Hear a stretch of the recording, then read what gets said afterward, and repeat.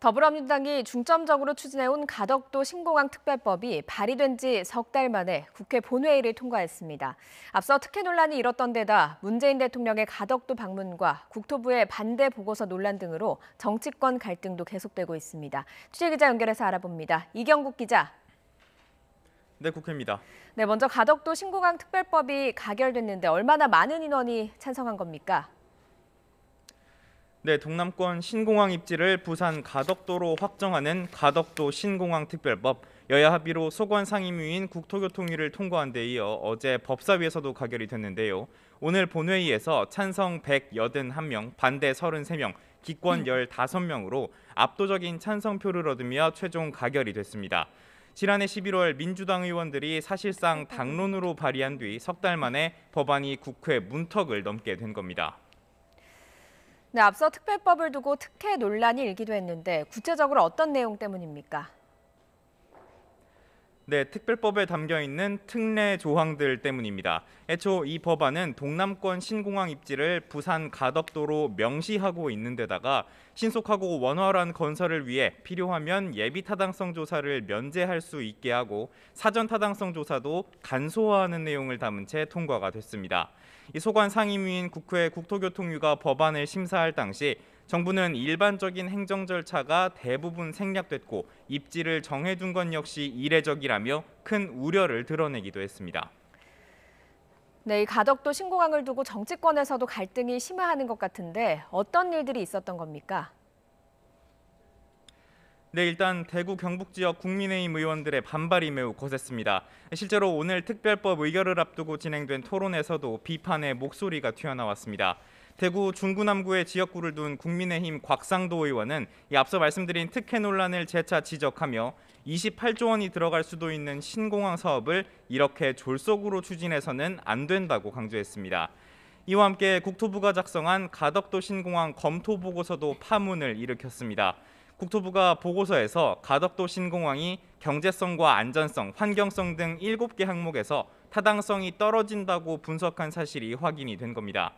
이로 인해 어제 법사위 심사 당시에도 질의가 쏟아졌고 국토부는 부산시의 제안을 검토했을 뿐 가덕도 특별법에 반대하는 것은 아니라며 급히 진화에 나서기도 했습니다.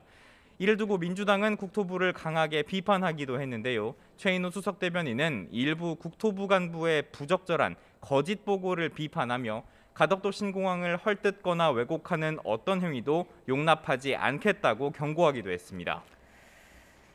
네, 어제 문재인 대통령의 가덕도 방문을 두고도 여야의 공방이 이어졌다고요. 네, 그렇습니다. 앞서 화면 보셨을 텐데요. 문 대통령은 어제 당정청 핵심 인사들과 가덕도를 찾아 신공항 추진에 힘을 실었습니다. 이를 두고 국민의힘은 재보궐선거를 한 달여 남긴 상황에서 노골적으로 선거에 개입한 거라며 강하게 반발했습니다.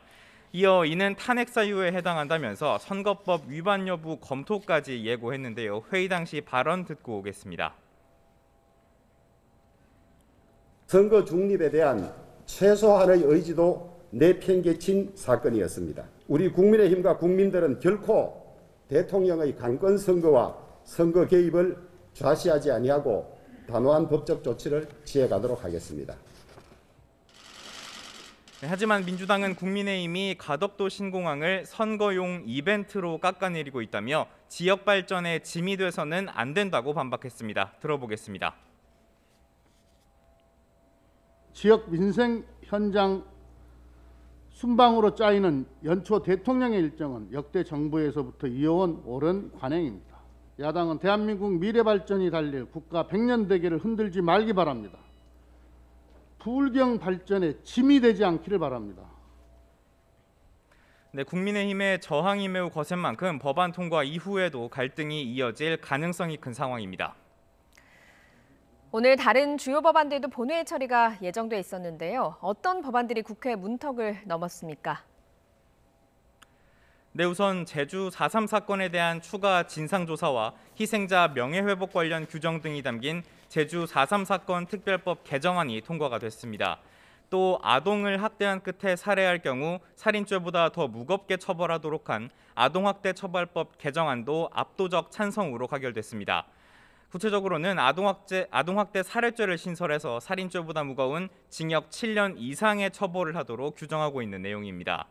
또 코로나19가 장기화하는 가운데 착한 임대인의 세액 공제 비율을 확대하는 조세특례제한법 개정안도 통과됐습니다.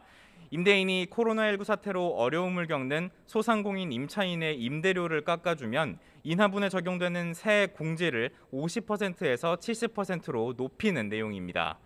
이 정부와 의료계의 갈등을 일으켰던 의료법 개정안, 이른바 중범죄 의사 면허 취소법도 애초 오늘 본회의에서 처리될 예정이었는데요. 이 본회의 전 단계인 국회 법사위 문턱을 넘지 못했습니다. 국민의힘은 의료계 협력이 절실한 시점에 왜 법안을 개정해 갈등을 만드느냐고 비판했고요. 직무와 연관성 없는 범죄로 면허가 취소된다면 이 과잉금지 원칙 위반일 수 있다고도 지적하기도 했습니다. 반면 민주당은 의사들이야말로 높은 윤리의식이 요구된다며 의료계의 눈치를 보느라 국민에게 피해가 가게 해서는 안 된다고 맞섰는데요. 이 팽팽한 대립 끝에 결국 여야는 법안 심사를 다음 임시국회로 미루기로 했습니다.